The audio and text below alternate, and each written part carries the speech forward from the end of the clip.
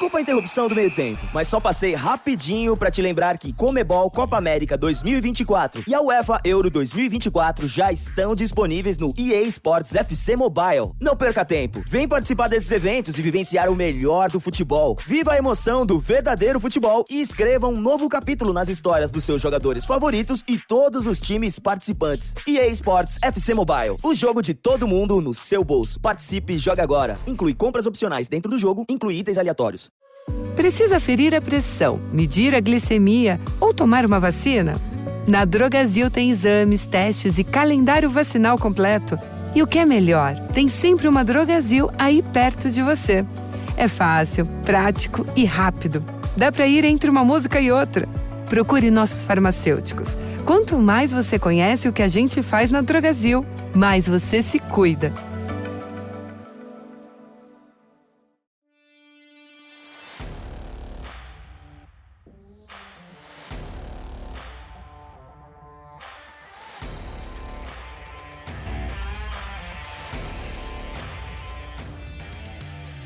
Because you said most defenses are going to give it to you. You got the no cover zone at 5, and if you catch those things on the run and be smart about, where you're catching it, how you catching it, teaching the kids how to, maximize yak. If they can throw that route, you're going to be tough to defend. On this week's Passing Lab, we have Brady Walz, who's the offensive coordinator at Ankeny High School in Iowa. Known Brady for some time. Met him back doing Darren Slack quarterback camps, I want to say around 2009, and have touched base with him throughout the years. So we got him here on the podcast. We're interested in what he has to say about the passing game. This is coming from a guy who has a website called Run the Power, but definitely interested in what he gets into here, Josh. Yeah, Brady is one of the most knowledgeable coaches out there, and you're right. He's well known for Run the Power, but he's actually a really, really good passing game mind, and they're actually really balanced, and they spin it around quite a bit at Ankeny. So he's going to talk about levels, and that's his deal. So it's kind of a deep dive into levels, and it's one of the passing game's greatest hits. And so we're gonna talk about everything there is to know about. Yep, and Josh and I will be back at the end of this one for his takeaways.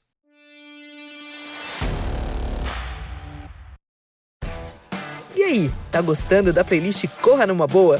Ela é um oferecimento do Itaú Uniclass para ser a trilha sonora dos seus treinos e te ajudar a seguir em frente. Pois na vida e na corrida, cada passo é uma conquista e merece ser celebrado. Itaú Uniclass, para você chegar lá. All right, I want to welcome everybody to another episode of the Passing Lab. I am jacked about this one, super excited. We got a great guest. We got Brady Walz, the OC at Ankeny High School in Iowa. I'm trying. Great program there. A lot of you guys know Brady as a longtime co-host of Run the Power with Rowdy Harper, another great offensive mind. And we're just super excited to have him here. It's going to be awesome. We're going to nerd out on the passing game today. And a big topic we're going to talk about is kind of one of the passing game's greatest hits, which is levels. And we're going to take a deep dive, and I think you guys are really going to enjoy it. Brady, so glad you're on, man. Glad to have you. Awesome to be here, man. Wouldn't miss it for the world, dude. Talking ball with you guys. Like I said, we've gotten to know each other a little bit better the last couple of years. Absolutely awesome to help out and share as much knowledge as we can. Yeah, it's going to be great. So we'll start talking about levels. We'll just jump right off the bat. How did this whole thing start? So I know talking to you, levels and verticals kind of go together as like the bedrock of your passing game. We're going to try and hit on both of those. But like, take me back to kind of when you guys decided, all right, this is where we're kind of going to, this is the direction we're going to go in. This is how we're going to teach this. So like, just kind of give us the background on it. Okay. So it would have started for me, what my kind of deep dive into it was literally watching Peyton Manning. So Peyton Manning and the Colts, whatever they wanted to call it, the unders, Dallas Clark and those guys running the digs behind it. That was always the start for me. I'm like, I'd be sitting there watching football. I'm like, dude, like it seems like this play is always open. You can completion anytime you want. That was always the start of it for me. So watching Peyton Manning do it. And then I remember watching another show and Nick Saban's on there. And I think they were asking him about levels. And Nick Saban, as a defensive coordinator, basically had said, this two-man combo is the toughest thing for us to match as a zone defense or as a playing man, whatever it might be. But he always said this combo in two receivers, which I'm like, for me, again, is gold as a pass game guy. I'm like, okay, if I have a two-man combination that I should be able to run against any coverage, and one of the gurus of zone coverage and matchup zones is saying this is the most difficult for them to match and practice. Again, I know defenses always say, yeah, we could do it, but they said we had spent a lot of time practicing it. So that was kind of the other thing that put me on the path. And then when I got to high school coaching in Oklahoma, Alan Trimble was the head coach at Jenks High School, and I'm working for Dub Maddox. And Dub had run some of the levels on the backside of especially 2 and 3 man scat. You can do a whole new episode on that, but oh yeah, he'd run that. And I'm like, well, I'm kind of looking at it as more of like a primary concept, not just the backside of something. So we took a massive deep dive down that. And Coach Trimble, in fact, had also said, who was one of the best D coordinators in the history of high school football, he said the same thing. Coach, if you guys could throw a field fin, you're going to be hard to stop. Because he said most defenses are going to give it to you. You got the no cover zone at 5. And if you catch those things on the run and be smart about where you're catching it, how you catching it, teaching the kids how to, maximize yak. If they can throw that route, you're going to be tough to defend in the pass game. So those 3 kind of pillars, and it's funny, when we first installed the play, like I literally tell our team that story. So the story that you just asked me, that question, I always want to tell our kids why. Coach, why do we run, we call it dolphin. Why do we run dolphin?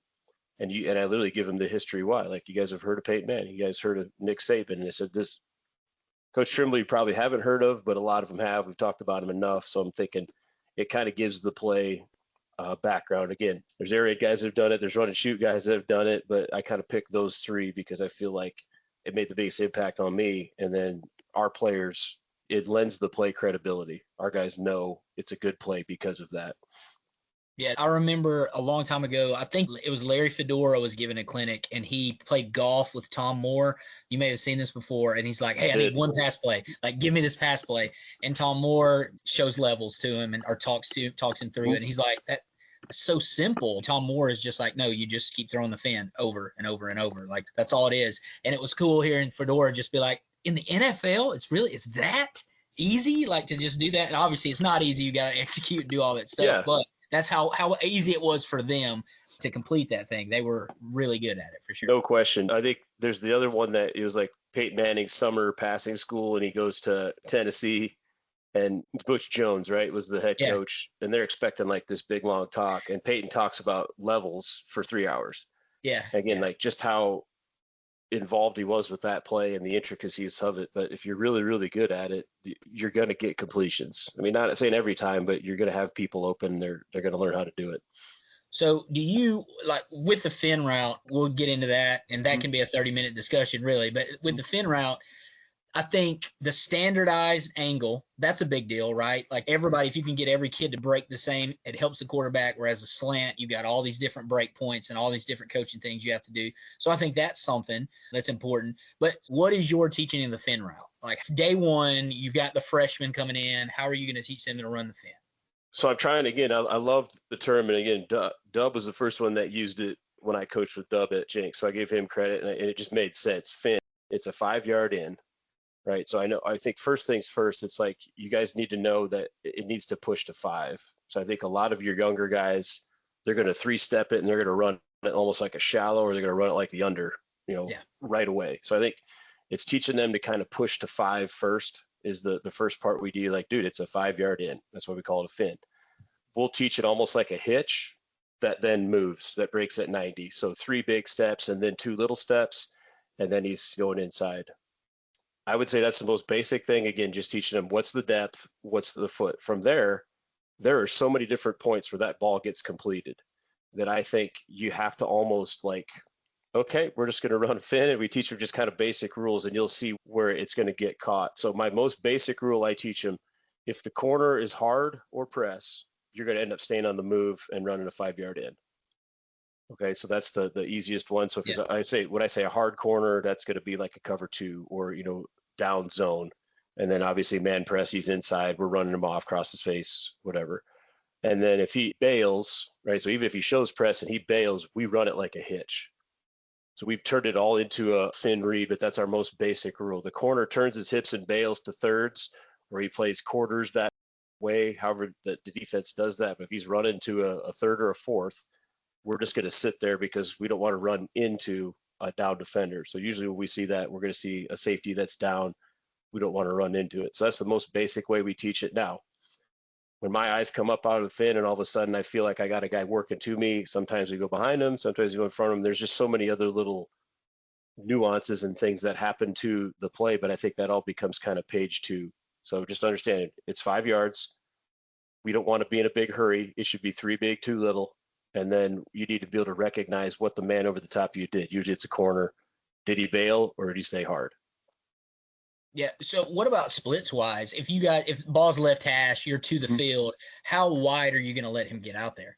I'll let him get as wide as he wants. We're generally telling our guys if we're running, whether it's 2 or 3 man levels, we want you on the numbers. The closer you get, I just feel like the timing doesn't work as well. We would love to complete that ball outside the hash if we get a guy that bails.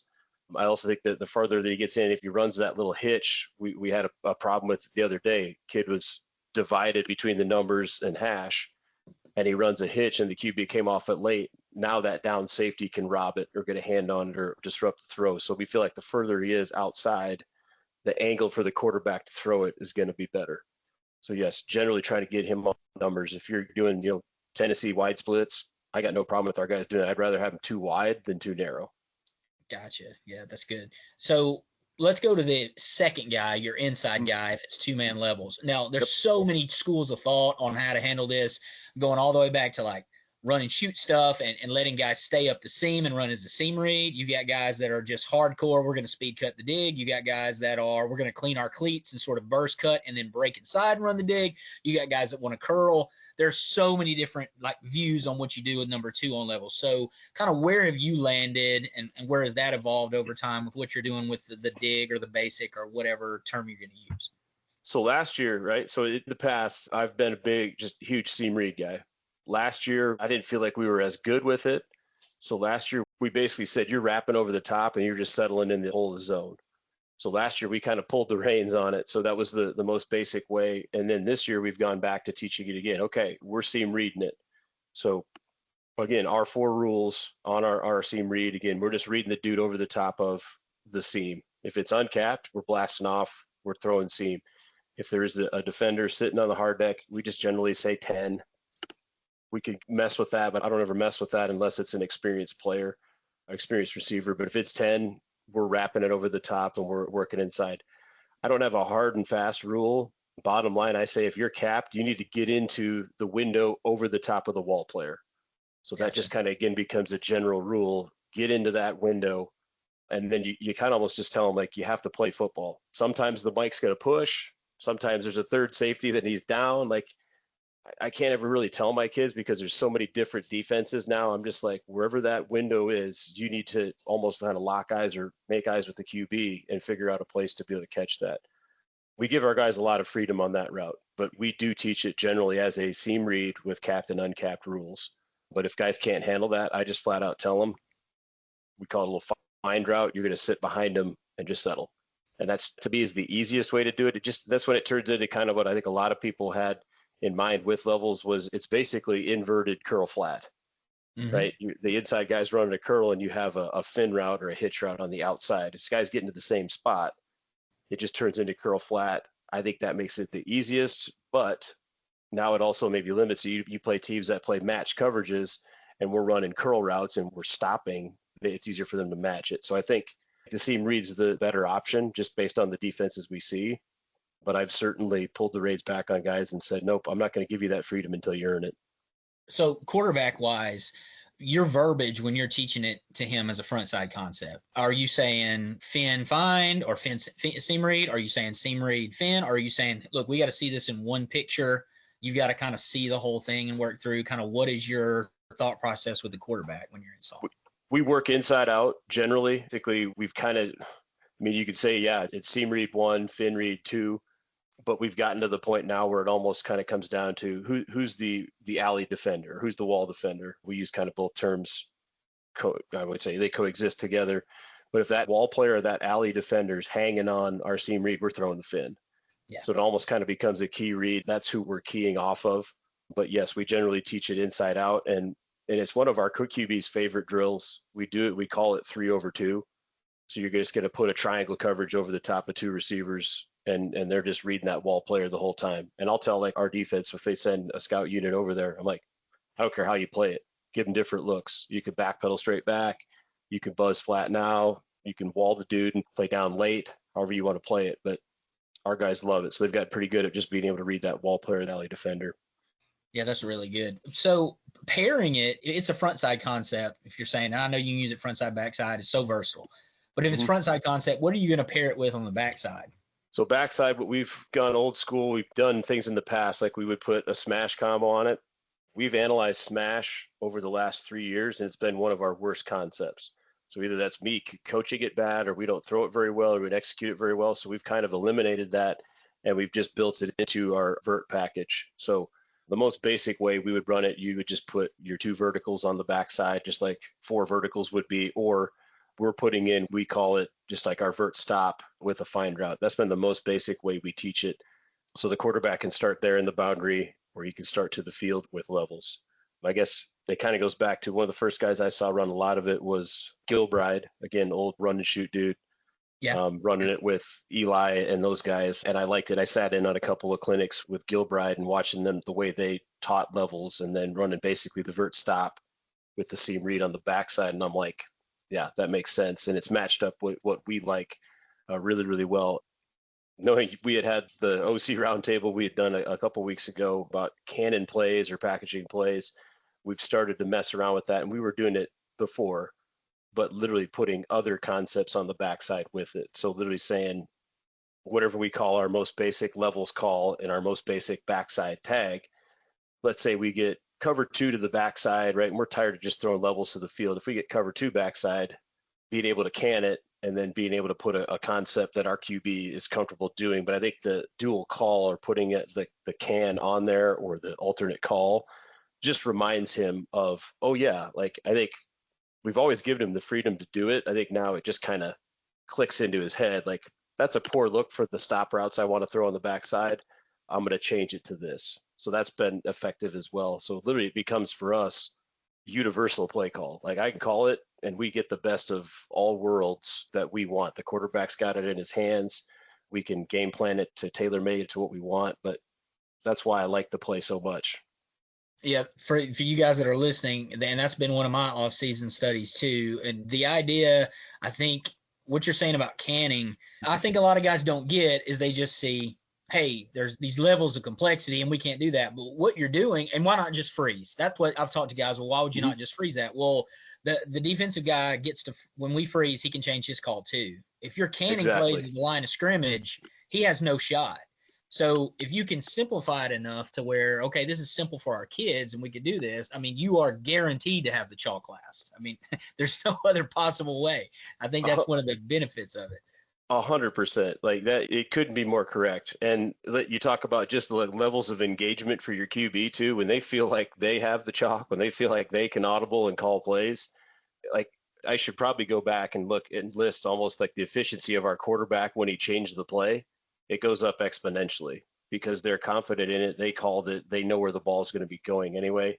It's powerful stuff. And then not only that, like we're saying, like when we do our 3-over-2 drills and we drill those things daily, nonstop, like they get so good at being able to see it, process it, and then hit it and throw it that is literally just like playing catch. It really is. It's no different. Like if you're a coordinator and you give this guy, you're like, hey man, the receiver coach, you've come up with our screen package this week. And like, you know, that dude is going to coach the mess out of the screen package. Like that is going to be his deal. Well, same thing with a quarterback. If you're like, hey, I'm giving you the keys to the car on this. I mean, I totally agree with you. They totally get into that and love it. And it's good coaching to allow them to have some of that freedom, I think. And then not only that, think about like your call sheet. Like, I'm calling for us. It's whatever our levels call is, and knowing here's our base thing, and then it's maybe 2 cans. If a defense plays 2 other coverages to the boundary, if they play 1, it's 1 can, right? So I'm calling whatever we call it. We're calling it hamburger, and then I want to go and, hey, hamburger, can, cheeseburger, right? He's either got one thing he's got to check to, or maybe it's one other thing. For me, it's 1 play call on my call sheet. Yeah. Right. And the QB, he could literally end up running 3 or 4 different ones. Yeah, that's a whole other episode. We'll have to do something about this sometime. But okay. It's so good. It's a good rabbit hole to go down. What troubleshooting wise? So a guy wants to install your version of levels. what are the things he needs to know where he's like, okay, this may come up, you're going to solve the problem this way, or like maybe there's a trouble coverage, since we're talking about cans and kills and alerts, and there may be something you go, hey, that's not that great, we don't like this. What are some things you would say to somebody trying to install it that you know you're going to run into these? They're not that big a deal, here's how you fix it, but troubleshooting issues. Yeah, I feel like one of the big ones is guys that run seam read, the dudes that drift, so they get a little bit deep, so the depths change. So we do a lot of stuff with like stand-up dummies, just stand there as a coach, but just kind of giving the guys landmarks to be able to hit. And it's usually not a depth issue on the seam read, it's the break issue. So it's going to be after you've broke, what is your depth? Are you staying friendly enough to the QB for us to complete that? So I think, setting my standard up over a little ways, that way the guy's got to run underneath it, I always feel is one of those things. The other one's going to be like, oh man, the fin route's too fast. So I think you can't show them enough film of guys and they'll see, like I'll show our veteran guys running a fin. I go, this is perfect. The kids are almost like, coach, it looks like he's almost walking off the line. I go, that's perfect. And the kids are like, really? I go, yeah, like you don't have to run this full speed all the time, right? Knowing I'm running the fin, I've got time. Right. And our best guys that run the fin, it's like some of them almost skip off the line of scrimmage. I've had guys, and then would teach guys literally to walk off the line of scrimmage to slow them down. So I think there's timing issues of the fin route and the guys being able to maybe see the coverage. Well, it's because you're going too fast. So teaching those guys to just slow down, right? Your best fin runners are the guys, I think, are the ones that obviously are savvy, but they're just so calm. They don't get in a big hurry to try, I got to get to 5 and I'm just going to take off and run. They let the play unfold knowing, hey, I'm the last guy in the progression, right? The only time I remember maybe going to be the first guy in the progression is when it's press man, which we don't see a ton of. But if there is press man, yeah, now I got to have some urgency and I got to win. Every other type of zone, dude, be patient and break. So I think those are two big ones that you run into all the time. But I feel like drilling that and setting up your kind of landmarks and then just drilling it home to those guys, dude, have a little bit of pace, have a little bit of savviness to this. It's not a route where you got to go now.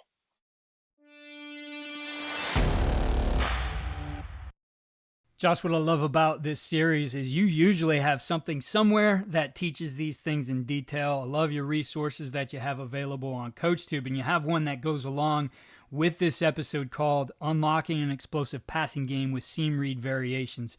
What's in it for this one for our listeners? Yeah, Keith, that's been a really popular course. That's probably my favorite thing to talk about in the passing game.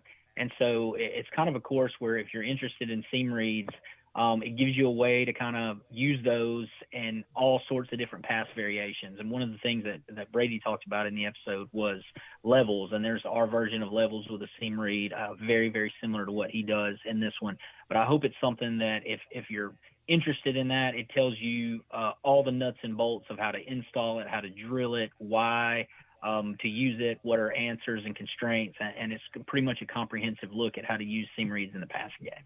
We'll put a link in the show notes to that one along with coupon code for 20% off. So save and get some great resources there from Coach Herring.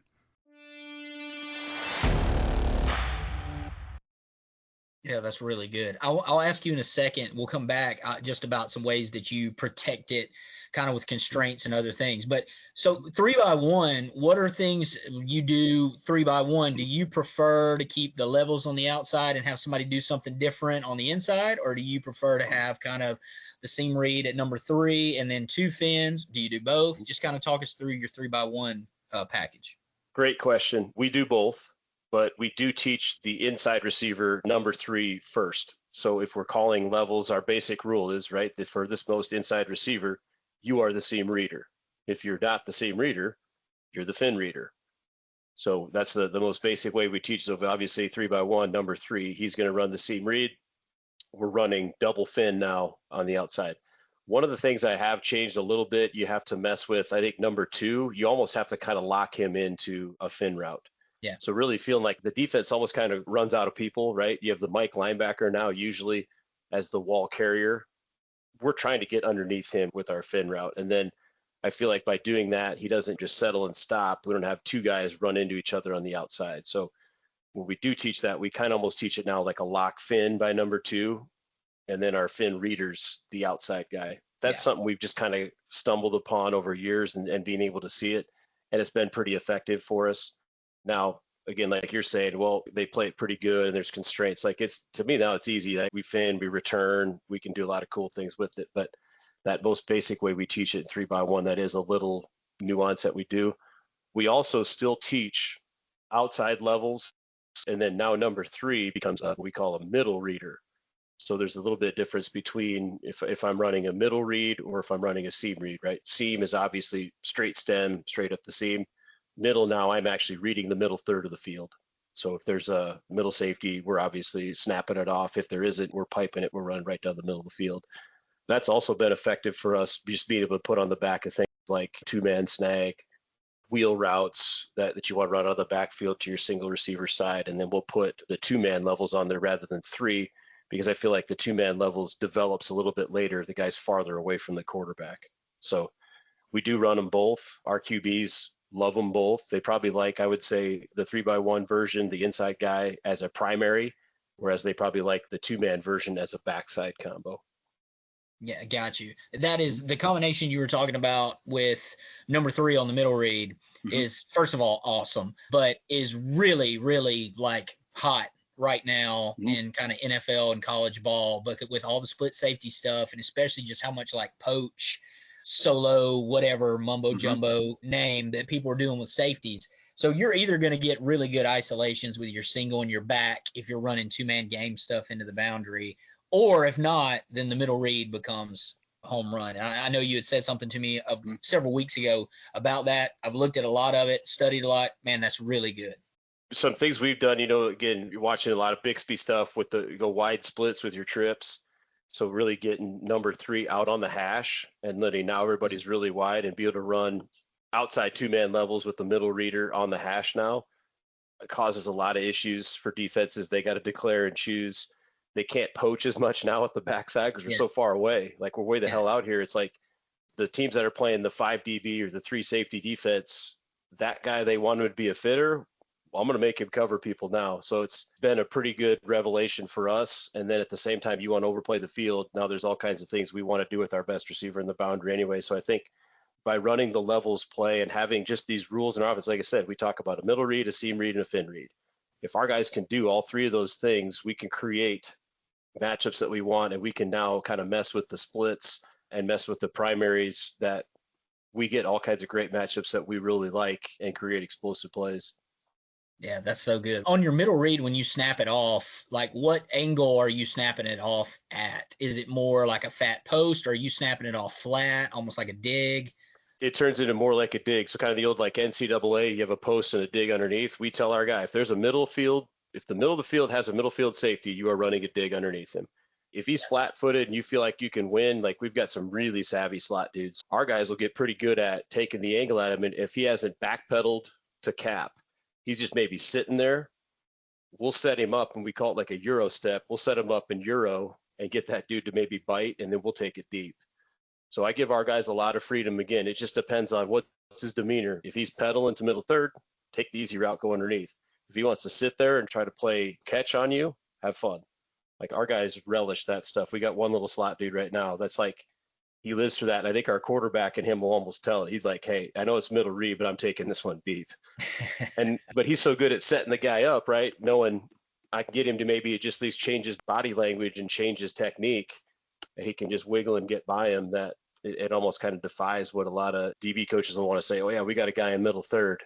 Do you? Is he disciplined enough to stay in that middle third? We'll see. We'll find out. So there's some cool things you can do with that middle read, and our guys love it. Like it's one of their favorite routes. I'll tell you that right now. Like they love when we tag read on these things. Like our guys love it. That's really good, man. Awesome.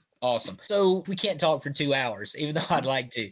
But your vertical stuff, so you've already gone over seam reads and middle reads. How does that tie in with like your vert package, whether you're doing 3 verts or 4 verts, and like kind of how do you put that together? So it's perfectly seamless. So the next play we put at the same time. So the day we teach levels, we teach 4 verticals because you're teaching your inside guys to run seam reads, right? With 4 verticals. So like in 2x2. Obviously, the outside guys, we don't do any of the dropout stuff. It has to be a tag by the QB. We just tell our guys, go. We want you to win. We want to throw explosive plays. If we throw it shorter, it's going to be a back shoulder throw. So our guys go, and then we'll teach our running back. He's the option runner underneath. He's got all the freedom to go. We won't teach any middle reads until then. The next day we install 3x1 verticals. We'll teach our number 3 as a middle reader. And then we'll also teach our 3 vertical play we put in that day too. So kind of like, I don't really want to say old school, but 2019 LSU number 1 play was 3 verticals. Yeah. You got Chase and the other dude's on the outside, and then you got a middle reader. That's one of our best plays. So literally being able to say, okay, 3 verticals, all we're doing is take away one of the seams. That guy's going to the flat or he's running a shallow. So now we created middle space. We don't have 2 seam readers like we do in 4 verticals. We got a middle reader, 2 guys on the outside. So they marry each other up very, very well. Levels and 4 verts and 2x2 go in one day. And then we'll teach 3x1 levels. And then also then teaching our 4 verticals with a middle read and our 3 verticals with a middle read. Yeah, that's really good. What's something you really like formationally, like 3 verticals from? Like, is it nub 3x1 tight end, or you're doing that off of like sniffer personnel, play action? Like, what are some of the stuff you're doing out of 3 verticals? So 3 verticals, the most common way we're running it is in 11 personnel with sniffer. And then it's off of our outside zone action. We could pair it with probably other things. It's the easiest for me to get those guys out. So we'll chip with the tight end and we just free release the back. So the back becomes whichever side he's going to, he becomes the flat player to that side. The tight end is always going to run a shallow. So he's chip shallow. And that's one of the reasons why I love the play. And I loved how LSU had done it, because you can neutralize great pass rushers. I can slide to one of them and I'm going to chip on the other one. So even if they got 2, I've got the answer either direction. So it gives us, and we always feel like an extra half second to a second to be able to let our guys work. So that's probably the most common way that we run it. I also like it because to be with just the play action, I'm not worried about another concept. Like I felt like we'd run 3 verticals with smash. I felt like sometimes we get stuck on the smash, maybe the fade out, and it turns into old school, Y cross. So this had kind of given us the idea, play action fake. Let's see how it works out. If the single's singled, we throw it to the single. If the single's doubled, we work at the 2 receiver side, and then we check it down. Very, very easy for our QBs. They love it. Yeah, having done a little bit of that myself, that's a quarterback comfort play. They love it. If you take even a young guy, it's simple enough, and it's just a really good way. I mean, LSU, they were pretty good. We're still talking about them. Probably the majority of podcast guests we've had have brought up 2019 LSU. It's crazy, but it was a special offense. But how could you not? Like, again, everyone wants to talk about talent and things like that, which I get. There's some great, great players that they had on that team, but the things that they did with those great players were super, super easy, super, super basic, and I feel like you can find something you can add to your offense, and that's a play for us. We've been a 3 vertical team for a long time that, hey, there's times when you want to just throw the ball down the field. We tell our guys all the time, hey, if we can be 50% on these plays, we're ahead of the game. Because everyone's like, oh, it's not really a 50-50 ball. It's low percentage. If we practice it enough, we're going to be pretty darn good on it. Last year with our 3 verticals and 4 verticals, just throwing the vertical, the outside guy, we were 50%. And I'm like, we're going to be able to win a lot of games if that can happen. We throw 8 of them a game. That's 1 a quarter where we're getting a guaranteed explosive. I like those odds. Yeah, that's good numbers, no doubt. So, I mean, man, I don't want to stop talking X's and O's because it's so good. This is really good. But a question we ask everybody on here, and I'm really interested on your take on this. So, pregame routine-wise as a coordinator, and we've had guests that have said all kinds of different things. It's like crazy, actually, how it's kind of runs the gamut of, you have guys that are right up to the last second or writing out stuff on their call sheet. You have guys that are finished and they just want to chill on game day. You have guys that are superstitious. You have guys that aren't superstitious at all. You have guys that are going to throw up. You got guys that are totally chill.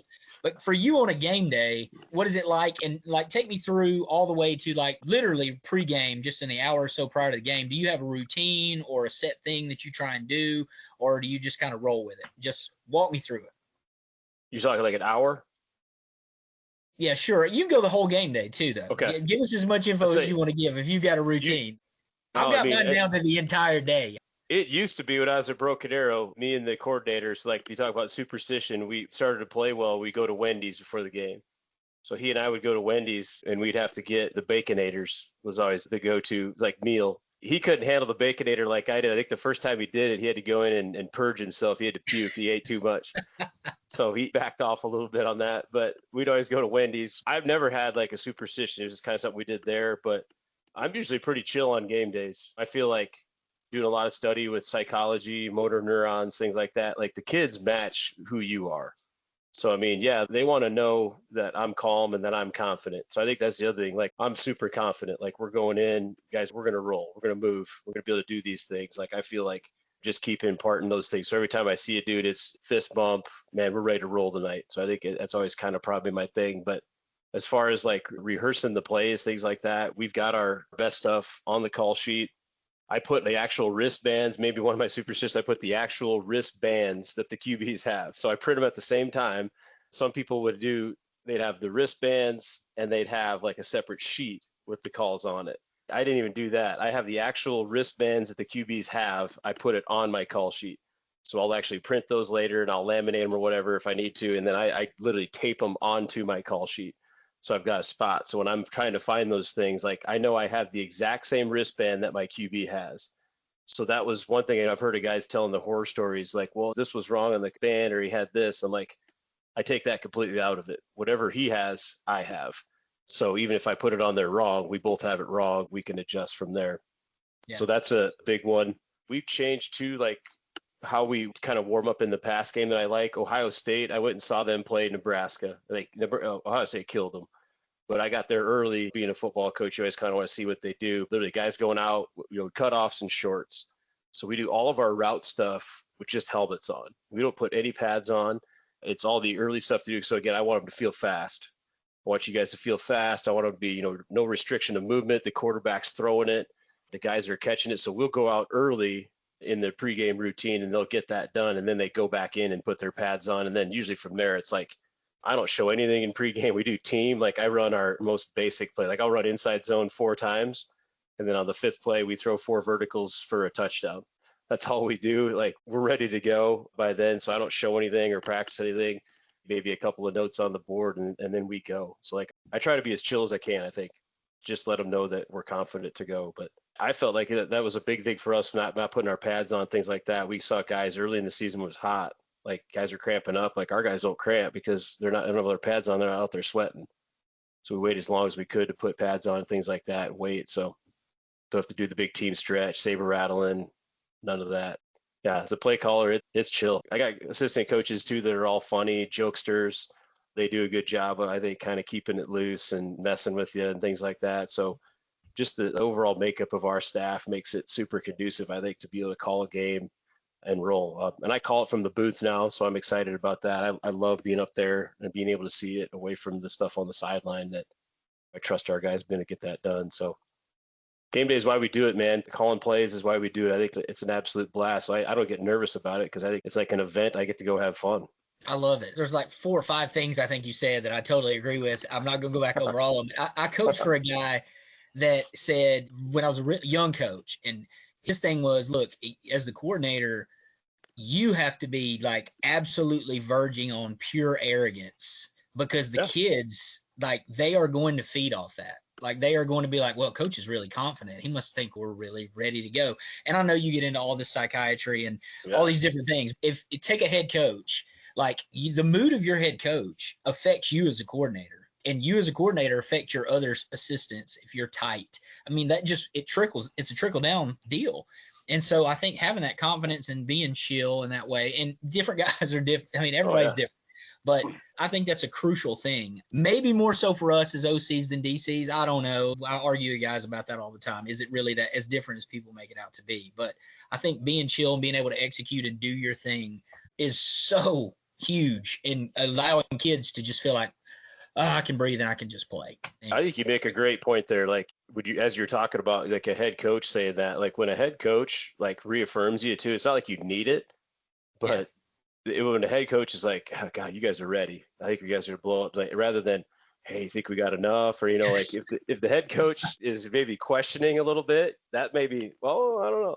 I mean, usually you're like, I think we're good. But when you got a head coach that's just like, man, you guys look good this week in practice. I think you're ready. I love the plan. I think when he can convey that as well, like it puts everybody in the mode of, yeah, we're ready. Let's go to work. You couldn't be more correct with that. Yeah. I worked for, I'm going to get in trouble, but I worked for a head coach one time, state champion head coach, but he would go individually to every offensive assistant, and you're not in front of anybody else, and he would say, how many points do you think we're going to score? Friday. And so if you're like way off from what everybody else is saying, then all of a sudden so you're like, guys, look, on the game on Sunday here, this is the party line right here, man. This is what everybody's going to say. Be within 3 or 4 points of this number when he asks you. So we all like these 5 plays. That's 35 points, right? We're going to score on those 5. All right. There you go. Man, this is so good. I wish we could do like 6 of them. Like, you're elite in talking football, Brady. Seriously, you do a great job, and really appreciate you being on here. People are going to love this. I could know nothing about levels. I could be a guy that's run the triple option my entire life, and I can run levels after listening to this podcast. So that's when it's good. So really appreciate I hope so, you. man. We've been running it for over a decade. Some years better than others, but it's been a good play for us. I always give the shameless plug. If guys the Run the Power website's still up. So if there's people you want to get on there, dude, it always will be until the day we die, $12 a month. You can hop on there. There's literally 80-some videos on there of install plays. Levels, I think we have 4 videos on levels. So if you want to see some of these things and hear some of these concepts, you can certainly get on there, dude. You cancel anytime. It's $12. We're not worried about it. But I know there's a lot of young coaches that are out there. We get them every single year, guys that come out of college and they want to learn how to coach. The reason we started these things is because the game will continue after we're done. And we want to impart this knowledge. We're basically making enough money to keep the website up. So we're here to help you guys any way we can. Please reach out. Like I said, Josh has helped me a ton. Hopefully I've helped Josh a little bit. That's what it's all about. And that's why we do these things, so we can perpetuate the game and make it better. Absolutely. That's what it's about. Leave a legacy, man. Make a dent in the universe. That's what we're all trying to do. That's right. So I appreciate you, man. Look forward to talking again later. People are going to love this. Thanks for being on the Passing Lab. Anytime, brother. Josh, it's hard for me always to think about what would be the takeaways from this particular episode. You always have a ton of them, but what were the 3 you focused on for this week? Yeah, I mean, this was so good, and I enjoyed it. I always enjoy these, but I really took a lot of stuff that I thought was applicable to our scheme and our offense from this. But I think the first thing, since we're talking about levels, I'll kind of have a takeaway from that, which is, Brady talked about defensive coaches and how much they respected levels, and hearing them talk about it is one of the things that made him want to make that such a focus on their offense. So I think that speaks to levels being good, but I think that's something we should always be as offensive coaches looking at. What are the things that give defensive coaches trouble? What are the things they don't like and why? And it helps us kind of build our own scheme. I think the second thing, I think this is going to become a really big deal in the coming years in high school. It's not really caught on in high school yet, but Brady and I talked briefly about can calls or kill calls and alerts. And we talked about it in the context of the passing game, and I think that's a really, really easy way to do it. But I think even going beyond that, that's going to be something when you talk about OCs having the chalk last. I think that's something that high schoolers can do, as Brady and I talked about, and I think that's going to grow kind of in our game over the next 2 years as kind of a new frontier. And then I think the last thing I really like, I'm always obsessed with installation and how to best install stuff. And Brady talked about how, like, for them, levels and seam reads went in on the same day, verticals and levels, because they both have a seam read. And I think that's a really good idea, first of all, but I think we should all think about whatever it is in our offense, whether it's a seam read or something else. What are the things that we can put together to get multiplicity from day one? What are ways that teaching can become easier for us, for the kids, and install, and so that we can get, the volume that we need from a very early point. So I think every one of us as offensive coaches should look at installs in that way. What are the things, how can we piece the puzzle together to make it easy for kids, but to where we can get more stuff that we need in earlier so that we can increase reps. Just thoroughly have been enjoying this summer in the series. We're a month into it. We got a couple more left here, and we're looking forward to the guests that you have lined up for our last weeks. Appreciate all your work, Josh. Yeah, thanks, Keith. Be sure to visit coachandcoordinator.com and check out the 10% Toolkit, which highlights our partners and some of the offers they have to you as a listener. The link to that is in the show notes. Follow all we're doing at coachandcoordinator.com and follow us on X at Coach K. Grabowski.